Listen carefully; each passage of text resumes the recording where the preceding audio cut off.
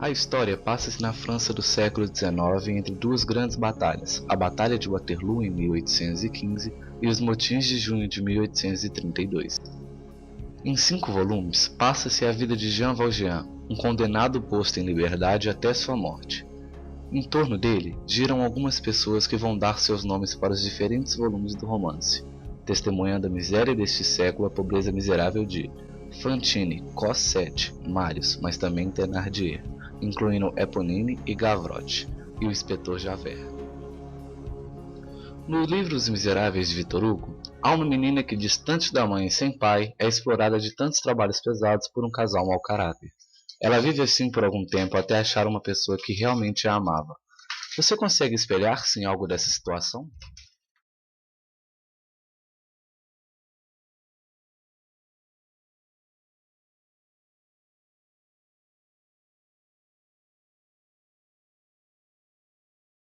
Sim, depois da morte do meu pai, a gente descobriu que minha mãe tinha transtorno bipolar de humor e alcoolismo. Então eu tive que trabalhar muito para poder ajudar em casa, tive que aprender a cozinhar, aprender a passar, aprender a fazer tudo de casa, porque minha mãe já não fazia mais. Não me sentia explorado, mas de certa forma foi uma situação que ela se aproveitou disso. E isso perpetuou por vários anos, né? Eu posso dizer até que a morte dela, porque até na morte dela eu que tive que estar do lado, tive que estar próximo dela. E só que eu tive uma pessoa também que me ajudou, me levantou, porque senão eu acho que eu teria ficado igual ela ou pior. E durante sua infância você chegou a largar os estudos para trabalhar? Sim, por 2 vezes. Eu tive que largar estudo para poder trabalhar e só consegui retomar meus estudos depois, já que eu já tinha conseguido minha estabilidade já, um emprego, uma condição melhor. Conte-nos mais sobre seus trabalhos na adolescência e como você separava o lazer do trabalho em casa. O meu primeiro emprego foi até engraçado, não era carteira assinada nem nada, era simplesmente eu queria sair, né, ter dinheiro para poder ir em qualquer uma festinha, alguma coisa, meus pais não tinham como me dar. Então o que eu fazia? Eu tocava no apartamento de todos os moradores que tinha carro, perguntava se queria que lavasse. Ou então ia para a rua para poder olhar carro, simplesmente para juntar dinheiro e sair para poder sair. E não tinha como meus pais me dar. Depois arrumei um emprego como atendente de locadora. E isso foi na época da minha infância, até meus 16 anos. Depois eu consegui um estágio no Banco do Brasil. Era bom, mas era exaustivo. Chegava em casa, ainda tinha que fazer as coisas. E depois, na minha adolescência, já com 18 anos, eu entrei para o Exército, mas era mais cansativo ainda, porque eu tinha que trabalhar, período integral no Exército, e de noite ia para casa, tinha que arrumar casa, fazer comida, lavar roupa, porque minha mãe simplesmente não fazia mais nada. Isso quando eu não tinha que, até banho nela eu tinha que dar, porque ela estava já chapada, enfim, era complicado. Eu tinha cansaço só de pensar que eu tinha que ir para casa. Várias vezes eu dormi dentro do quartel para não precisar ir para casa, porque era exaustivo. E no dia seguinte, sempre chegava atrasado no quartel por causa disso. No livro, há um personagem que foi preso por 5 anos ao roubar um pão para sua família, e mais 14 anos por suas inúmeras tentativas de fuga. Ao lermos o livro, geralmente ficamos perplexos com essa situação. O que você acha sobre isso? Que isso, gente. Chega a ser surreal uma situação dessa. Mas enfim, eu acredito que na época, né, as leis eram assim, né? A regra que eles colocavam, as normas eram severas exatamente para não haver roubo, não haver essas coisas. Agora, em relação aos dias de hoje, eu acredito que as leis são brandas, mas acontece muita injustiça com pessoas, como sempre acontece. Você vê casos aí de pessoas serem presas simplesmente por não ter feito nada, porque tem um nome igual. Você já teve passagens pela polícia? Poderia nos contar como aconteceu? Sim, já tive e não tem problema nenhum em falar isso não, porque foi uma época ruim, triste da minha vida, mas que me ajudou. Hoje o que eu sou, por incrível que pareça, eu acredito que foi em função do que eu passei.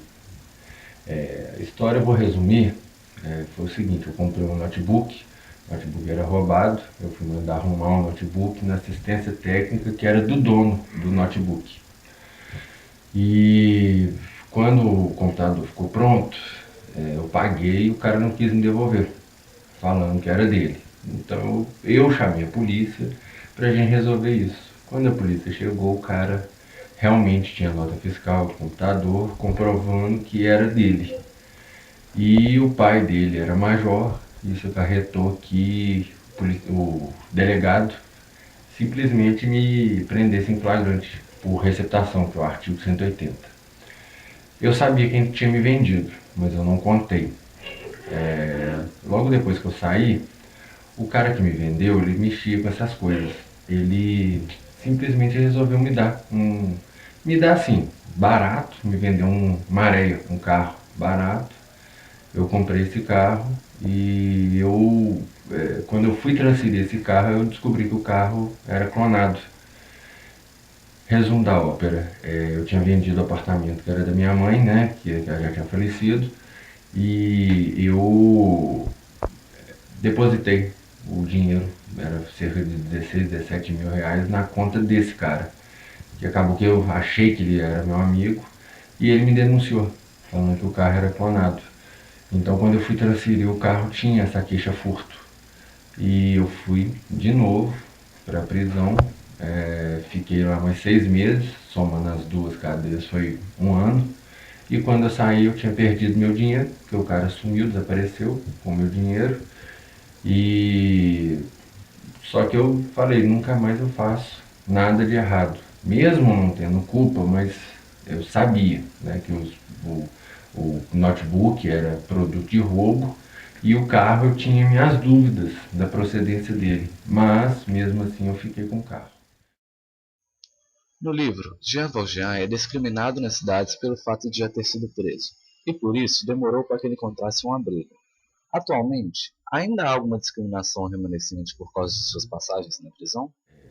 Todo emprego que você vai entrar, eles pedem atestado, né, de antecedente criminal. Isso atrapalha um pouco, porque quando você vai tirar seu atestado criminal, consta que você tem processo criminal. Então, quando você vai arrumar emprego, as pessoas ficam receosas em te contratar em função disso. Então, atrapalha sim. Então você se sente discriminado? Sim, qualquer ex-presidiário se sente discriminado, porque a sociedade ela não entende que você ser preso e você sair, você pode dar um rumo diferente na sua vida.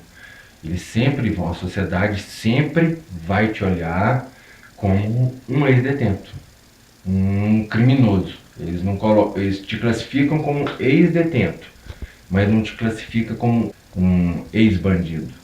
Sempre como um bandido. Então ela fica rotulada como bandido, sempre, por mais que ela queira mudar de vida.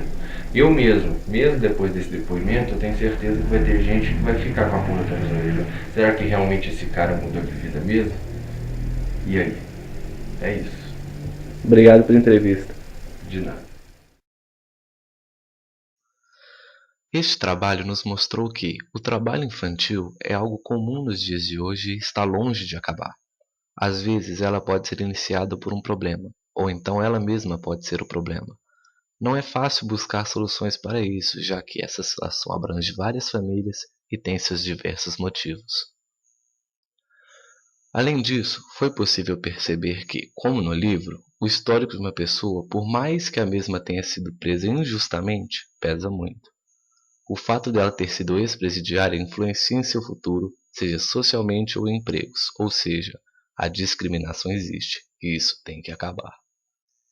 Eu acho importante também comentar que várias das situações problemáticas do livro é encontrada nos dias de hoje, desde prostituição, trabalho infantil até mesmo o tema principal do nosso vídeo, a discriminação do ex-presidiário. É impressionante como o livro conseguiu retratar problemas mundiais em 1862 e ao mesmo tempo nos fazer refletir com seu duplo sentido os mesmos problemas em 2015.